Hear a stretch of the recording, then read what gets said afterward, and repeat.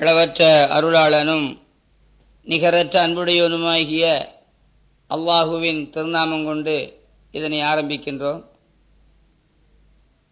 என் பெருமானார் நபிகள் முஹம்மதின் முஸ்தபா ரசூலே கரீம் ஸல்லல்லாஹு அலைஹி வஸல்லம்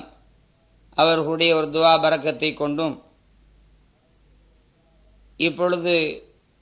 சொல்லக்கூடிய ஒரு சிறப்பு வாய்ந்த ஒரு சரித்திர வரலாறு,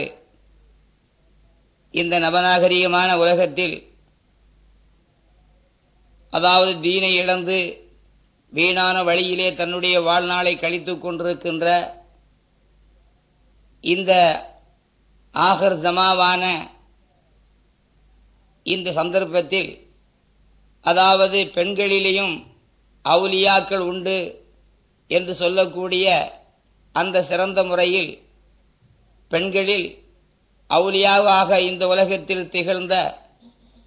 ஆன்மீக சக்தியோடு ஆண்டவனை அல்லும் பகலும் தியானித்து வணங்கி வந்த அந்த அற்புத தாயாகிய ராபியத்துல் பசரியா என்று சொல்லக்கூடிய அந்த அவுலியாவின் சிறப்பு தங்கி அந்த பெண்மணியினுடைய ஒரு வரலாறினை பற்றி இப்பொழுது நாங்கள் ஆரம்பிக்கின்றோம். ஆகவே தயை கூர்ந்து பெரியார்களும் தாய்மார்களும் சற்று நேரம் உங்களுடைய சிரமங்களை பொருட்படுத்தாதிருந்து இந்த உத்தமஸ்ரீயின் உயர்ந்த பண்பும் உள்ளச்சமும் ஆண்டவனின் இறைநேசமும் பொருந்திய இறைநேச காதலர்களில் இந்த ராபியத்துல் பசரியா என்று சொல்லக்கூடிய அந்த அம்மையார் தன்னை ஆண்டவனுக்காக எந்த முறையில் இந்த உலகத்தில் தன்னை அர்ப்பணித்தார்கள்,